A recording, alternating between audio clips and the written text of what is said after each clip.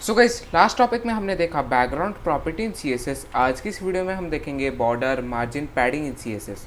Okay, तो आज की इस वीडियो में हम देखने जा रहे हैं बॉर्डर, मार्जिन और पैडिंग, जिसके अंदर सबसे पहले हम देखेंगे बॉर्डर। अब ये प्रॉपर्टी किस लिए यूज़ होती है? ये प्रॉपर्टी यूज़ होती है किसी भी ऑब्जेक्ट या किसी भी एलिमेंट को बॉर्डर देने के लिए। ओके, अगर मैं आप लोगों को इसका लाइव एग्जांपल करके दिखाऊं तो मैं अपने सबलाइम टेक्स्ट एडिटर पे आ चुका हूं। एक नया फाइल बनाता हूं, मैं इसे सेव करवा देता हूं border.html के नाम से। यहाँ पे HTML का जो बेसिक कोड है उसे जनरेट कर लेता हूँ। टाइटल में दे देता हूँ बॉर्डर। इसके अंदर एक डिव बनाऊंगा जिसे क्लास दूंगा कंटेनर, और इसके अंदर एक डिव बनाऊंगा जिसे क्लास दूंगा बॉक्स, और इस बॉक्स के अंदर मैं डालूंगा lorem। ओके, राइट क्लिक करके ओपन इन ब्राउज़र करता हूँ तो यहाँ पे मेरा जो फाइल है वो मेरे ब्राउज़र में खुल जाएगा। ओके, अब मैं यहाँ पे करूँगा क्या, इंटरनल सीएसएस का यूज़ करके, यहाँ पे इंटरनल सीएसएस का यूज़ करके अपने कंटेनर को यहाँ से सिलेक्ट करूँगा। फिर बाद में इसे बैकग्राउंड कलर दे दूँगा एक्वा। ओके, और फिर बाद में इसकी विड्थ हो जाएगी 1244 पिक्सल। ओके, हाइट हो जाएगी इसकी 500 पिक्सल। ओके, अब यहाँ पे रिलोड करके चेक करता हूँ तो इसका कलर जो है मुझे वाइट करना है, तो उसके लिए मैं यहाँ पे क्या कर सकता हूँ, अपने कंटेनर में ही कलर को कर देता हूँ वाइट। ओके, यहाँ पे रिलोड करता हूँ तो यहाँ पे इसे वाइट कलर मिल चुका है। ओके, अब बॉर्डर देने के लिए आप लोगों को यहाँ पे बॉर्डर प्रॉपर्टी का यूज़ करना पड़ेगा। अब देखो बॉर्डर होती क्या है, सबसे पहले बताता हूँ ये बॉर्डर होती क्या है। अब देखो यहाँ पे एक्स एक्सिस के अराउंड आप लोग यहाँ पे देखो, यहाँ पे इसे जो बैकग्राउंड कलर मिला है उस बैकग्राउंड कलर के ठीक नीचे वाइट कलर जो है हमें दिखाई दे रहा है। ओके, अगर मैं चाहता हूँ इस वाइट कलर की जगह पर एक ब्लैक कलर आ जाए तो उसके लिए मुझे यहाँ पे बॉर्डर देनी पड़ेगी। मतलब कि मैं चाहता हूँ मेरा जो बैकग्राउंड कलर है वो तो एक्वा रहे, लेकिन इसके साइड में ये जो टॉप, राइट, लेफ़्ट और बॉटम आप लोगों को यहाँ पे दिखाई दे रही है, मैं चाहता हूँ कि इस साइड में एक बॉर्डर आ जाए ब्लैक कलर की। ओके, तो उसके लिए मुझे यहाँ पे बॉर्डर प्रॉपर्टी का यूज़ करना पड़ेगा। ओके, अगर मैं यहाँ पे बॉर्डर प्रॉपर्टी लिख कर, अब देखो जैसे मैं यहाँ पे बॉर्डर प्रॉपर्टी मैंने यहाँ पे लिखा और जस्ट यहाँ पे कर दिया, मान लो मुझे ब्लैक कलर की बॉर्डर चाहिए, अगर मैं यहाँ पे ब्लैक लिख दूंगा, यहाँ पे रिलोड करूँगा तो इसे नहीं मिली ब्लैक कलर की बॉर्डर, और इसे यहाँ पे मिलेगी भी नहीं।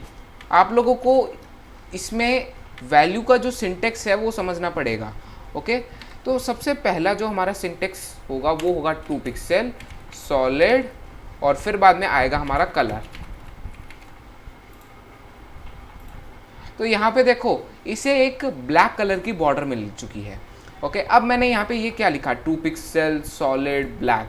ओके, तो 2 पिक्सल को अगर मैं 20 पिक्सल कर दूँ, यहाँ पे रिलोड करूँ तो इसे थोड़ी सी मोटी सी जो बॉर्डर है वो मिल जाएगी। ओके, अगर मैं इसी को कम करके या फिर इसी को ज़्यादा कर दूँ, 200 पिक्सल कर दूँ, यहाँ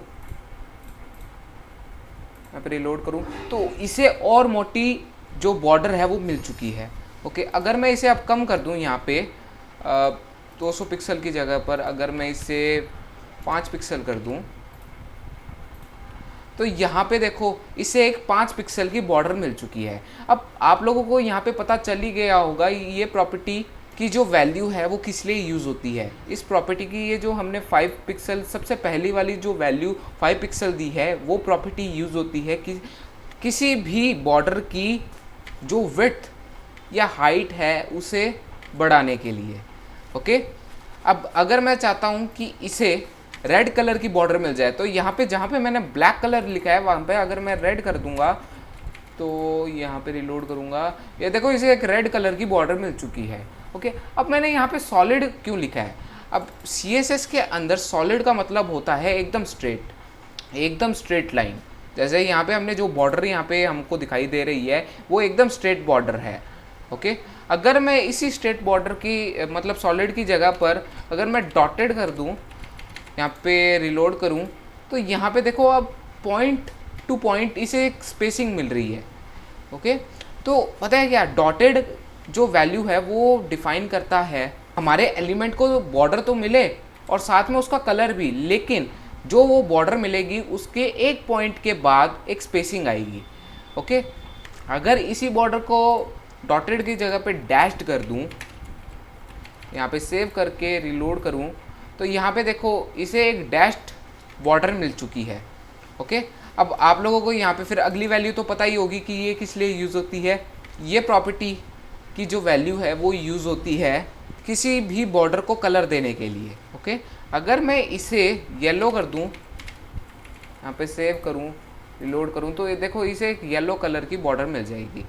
ओके, अब फिलहाल के लिए मैं यहाँ पे सॉलिड कर देता हूँ, यहाँ पे रिलोड करता हूँ, तो देखो इसे एक सॉलिड बॉर्डर मिल चुकी है। ओके, अब मैं चाहता हूँ कि जो बॉर्डर है ना वो मेरे टॉप पर हो, ना राइट में हो, ना लेफ्ट में। मैं चाहता हूँ कि जो मेरा बॉर्डर है वो सिर्फ बॉटम में दिखाई दे। तो उसके लिए भी हमारे पास एक प्रॉपर्टी है बॉर्डर बॉटम करके। बॉर्डर बॉटम का मीन्स क्या होता है, सिर्फ बॉर्डर हमें बॉटम पे ही मिलेगी, हमें ना राइट में मिलेगी, ना लेफ्ट पे, ना टॉप पर। ओके, तो यहाँ पे अगर मुझे बॉर्डर देनी है बॉटम से, तो इस कोड को एक बार मैं कमेंट आउट कर देता हूँ, और बॉर्डर बॉटम। ओके, और फिर बाद में मेरे को एग्जैक्ट यही की यही वैल्यू जो है वो डालनी पड़ेगी। तो मैं यहाँ पे 5 पिक्सल सॉलिड ब्लैक बॉर्डर डाल देता हूँ। कलर आप कोई भी चूज़ कर सकते हो, मैं जस्ट फॉर एन एग्जांपल आप लोगों को यहाँ पे दिखा रहा हूँ। तो देखो इसे एक ब्लैक कलर की यहाँ पे बॉर्डर मिल चुकी है पर बॉटम से। अब मैं चाहता हूँ सिर्फ लेफ्ट पर हो मेरी बॉर्डर, तो बॉटम की जगह पर आप लोगों को यहाँ पे क्या कर देना है, बॉर्डर बॉटम की जगह पे आप लोगों को बॉर्डर लेफ्ट कर देना है। ओके, तो मैंने बॉटम को चेंज करके यहाँ पे लेफ्ट करा, यहाँ पे रिलोड करा, तो देखो इसे एक लेफ्ट से बॉर्डर मिल चुकी है। ओके, अगर मैं इसे राइट कर दूँ, यहाँ पे कुछ इस तरीके से राइट कर दूँ, यहाँ पे सेव करूँ, रिलोड करूँ, तो यहाँ पे इसे राइट पे बॉर्डर मिल जाएगी। और अगर मुझे इसे टॉप पर देनी है बॉर्डर, तो उसके लिए मुझे यहाँ पे टॉप प्रॉपर्टी का यूज़ करना पड़ेगा। यहाँ पे टॉप करा मैंने, तो इसे एक टॉप से बॉर्डर मिल चुकी है। ओके, सो ये बॉर्डर प्रॉपर्टी के टाइप्स थे। अब एक आता है हमारा बॉर्डर रेडियस। अब बॉर्डर रेडियस करता क्या है, बॉर्डर रेडियस यहाँ पे अगर मैं आप लोगों को दिखाऊं, अब मान लो मेरे को बॉर्डर तो देनी है इसे, लेकिन मेरे को एक सर्कल, इस कंटेनर को एक सर्कल बना देना है। ओके, अब सर्कल बनाने के लिए क्या करना होगा, हमें इसे देना होगा बॉर्डर रेडियस। अब देखो अपना मैं बॉक्स को भी मैं यहाँ पे काम करता हूँ, अपने बॉक्स को सिलेक्ट करके इसे बैकग्राउंड कलर दे दूँगा रेड, विड्थ दे दूँगा 400 पिक्सल, हाइट दे दूँगा यहाँ पे 322 पिक्सल। ओके, यहाँ पे रिलोड करके चेक करूँगा, तो यहाँ पे हमारे पास एक बॉक्स आ चुका है। ओके, बाय द वे ये बॉक्स सिर्फ विड्थ, हाइट और बैकग्राउंड कलर देकर ही डिज़ाइन करा गया है। ओके, अब मैं चाहता हूँ कि ये जो बॉक्स है, ये जो हमारा बॉक्स है, इस पे क्या हो, ये एक सर्कल बन जाए मतलब। ओके, अगर मुझे इसे एक सर्कल बनाना है तो सबसे पहले मुझे यहाँ पे करना क्या होगा, मुझे इसकी जो विड्थ हाइट है उसे करना होगा इक्वल। ओके, तो जैसे मैंने यहाँ पे 322 पिक्सल दी थी हाइट को, तो यहाँ पे काम करता हूँ 400 पिक्सल कर देता हूँ, जिससे क्या होगा, थोड़ी सी हाइट यहाँ पे बढ़ जाएगी। फिर बाद में आप लोगों को अगर इसको सर्कल बनाना है तो इसके लिए आप लोगों को यहाँ पे बॉर्डर रेडियस, अब पहले दिखाता हूँ कि ये प्रॉपर्टी धीरे धीरे करेगी क्या हमारे एलिमेंट पर। ओके, अगर मैं इसे 40 पिक्सल कर दूँ, यहाँ पे रिलोड करूँ, तो देख रहे हो यहाँ पे इसे ये पूरा रेक्टेंगल शेप का नहीं लग रहा है ना, ये इसका जो रेडियस है हमने इसका साइड से जो रेडियस है वो ही थोड़ा सा कम कर दिया। देखो अगर मैं यहाँ पे राइट क्लिक करके इंस्पेक्ट करके, अब जैसे जैसे मैं यहाँ पे इसका जो रेडियस है वो बढ़ाता जाऊँगा, तो यहाँ पे देखो वैसे वैसे ये कम होता जाएगा। और यहाँ पे ये देखो अब हमारा ये सर्कल बन चुका है एक तरह से। ओके, एक तरह से ये सर्कल बन चुका है यहाँ पे। ओके, तो ये था हमारा border radius. Okay, by the way अगर मैं रिलोड करूँगा तो ये वैसे का वैसा ही आ जाएगा वापस से। ओके, सो ये था हमारा बॉर्डर प्रॉपर्टी। अब देखो बॉर्डर रेडियस में अगर मैं चाहता हूँ सिर्फ टॉप से मुझे चाहिए, रेडियस जो है मेरे को टॉप से ही चाहिए, तो उसके लिए मुझे यहाँ पे अगर मैं कुछ इस तरीके से बॉर्डर रेडियस टॉप लिखूँगा तो यहाँ पे मेरा गलत हो जाएगा। मुझे यहाँ पे लिखना होगा बॉर्डर टॉप, फिर बाद में आपको डिफाइन करना है राइट में चाहिए या लेफ्ट में चाहिए। अब मेरे को यहाँ पे राइट पे चाहिए, तो मेरे को यहाँ पे राइट रेडियस करना होगा, राइट रेडियस। तो देखो यहाँ पे सप्लाइम टेक्स्ट एडिटर भी आपको सजेशन दे रहा है कि आप ये लिखना चाहते हो कि नहीं, तो हम यही लिखना चाहते हैं, तो मैं यहाँ पे इस सजेशन पे क्लिक मारता हूँ, तो यहाँ पे ये ऑटो कंप्लीट हो जाएगा। ओके, अब मैं ये इसे रिलोड करूँगा, तो यहाँ पे देखो लेफ़्ट से चली गई बॉर्डर रेडियस, लेफ़्ट बॉटम से भी चली गई बॉर्डर रेडियस, और राइट बॉटम से भी चली गई रेडियस। ओके, सिर्फ राइट टॉप पर आ रही है बॉर्डर रेडियस। ओके, अब उसी तरह से अगर मुझे देना है साथ में इसे बॉर्डर रेडियस को मुझे यहाँ पे लेफ़्ट बॉटम से भी देना है, तो उसके लिए मुझे यहाँ पे बॉर्डर बॉटम, ओके, फिर बाद में लेफ़्ट रेडियस, फिर बाद में वही दे देता हूँ जैसे 40 पिक्सल। तो यहाँ पे देखो इस तरह का हमारा बॉक्स जो है वो बन चुका है। ओके, तो ये था हमारा बॉर्डर रेडियस प्रॉपर्टी।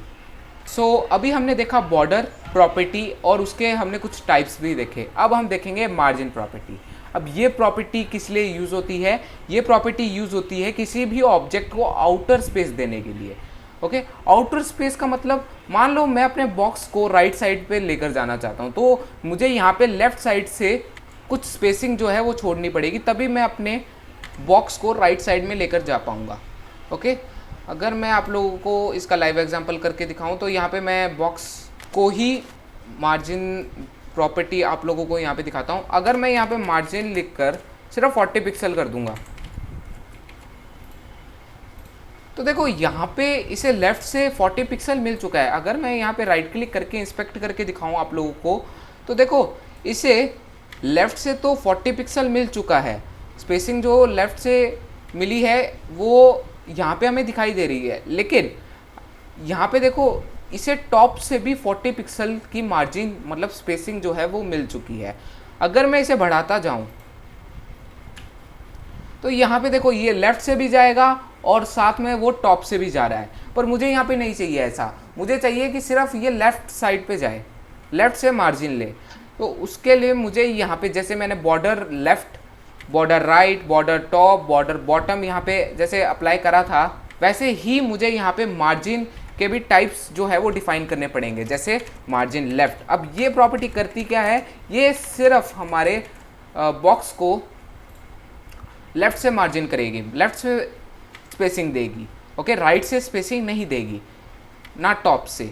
ओके, अगर मैं यहाँ पे इंस्पेक्ट करूँ और फिर बाद में कुछ इस तरीके से यहाँ पे देखो, अब अगर मैं चाहता हूँ अब मेरा बॉक्स जो है वो सीधा राइट की तरफ चला जाए, तो उसके लिए मुझे यहाँ पे बॉर्डर लेफ़्ट पर ऑटो लगा देना है। जस्ट ऑटो का मीन्स होता है ऑटोमेटिकली। अब जैसे मैंने ऑटो लगाया तो मेरा जो बॉक्स था वो राइट साइड पे चला गया।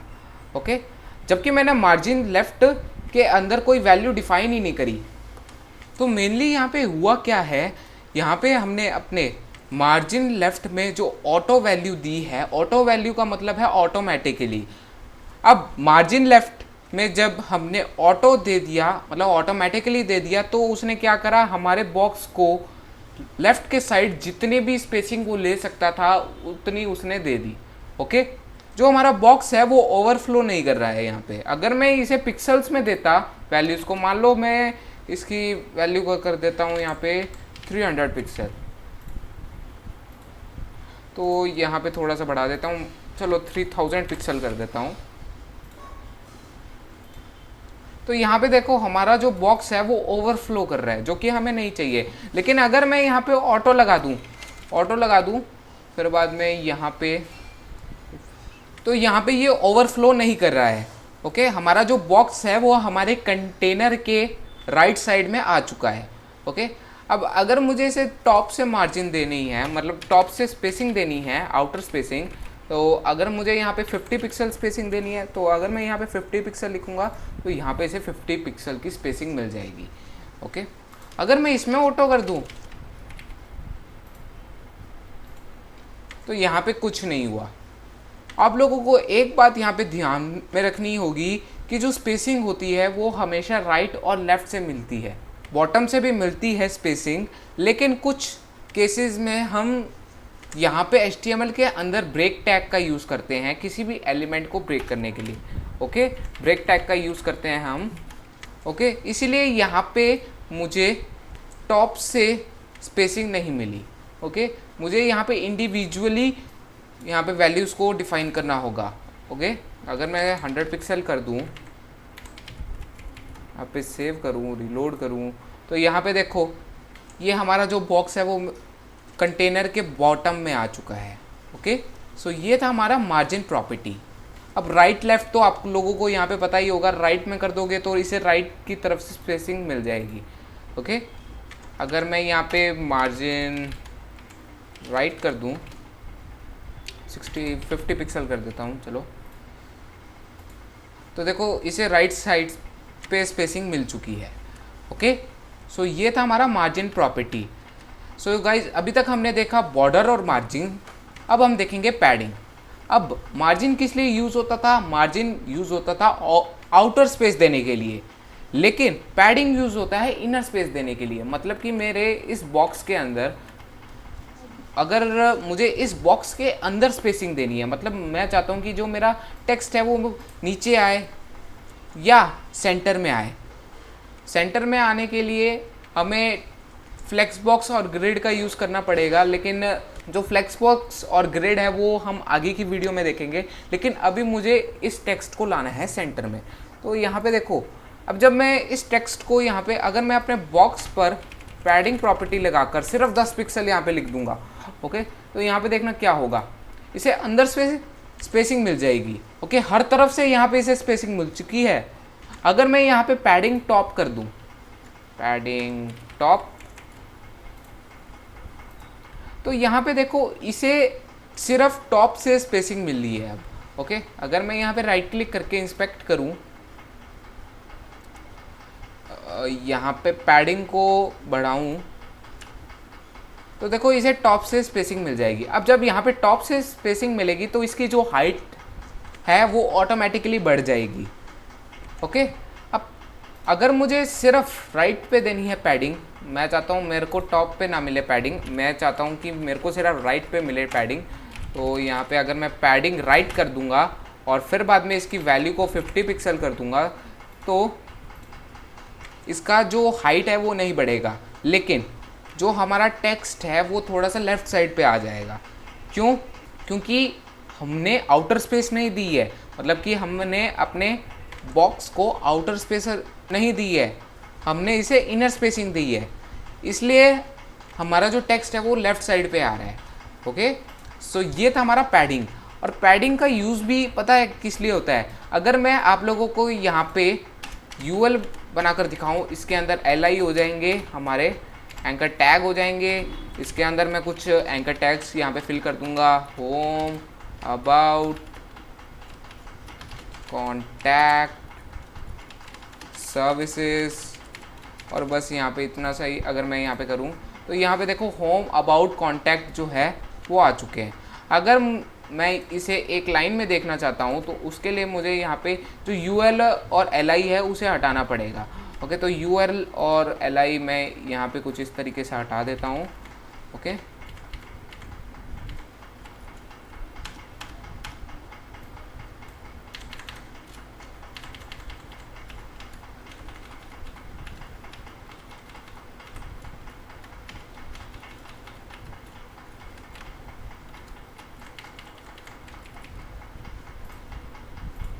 तो यहाँ पे देखो एकदम जो ये एंकर टैग्स है, मैं चाहता हूँ कि इनके बीच में एक स्पेसिंग आ जाए।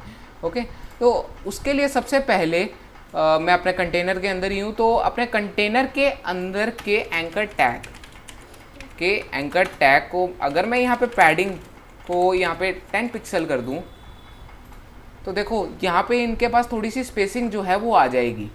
ओके, अगर इसी पैडिंग को अगर मैं राइट पे दे दूँ, यहाँ पे अगर मैं राइट करूँ, पैडिंग को रिफ्रेश करूँ, तो सिर्फ राइट साइड पे पैडिंग मिली।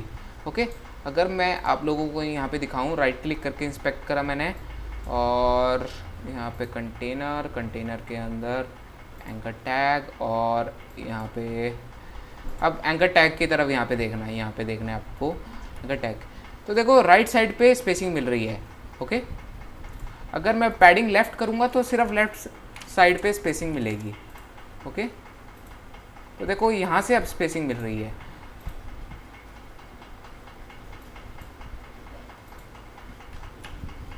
तो देखो लेफ़्ट साइड पे अब स्पेसिंग यहाँ पे मिल रही है। ओके, तो ये था हमारा पैडिंग। सो गाइज, आज की इस वीडियो में हमने देखा बॉर्डर, मार्जिन, पैडिंग इन CSS। अगली वीडियो में हम देखेंगे डिस्प्ले प्रॉपर्टी।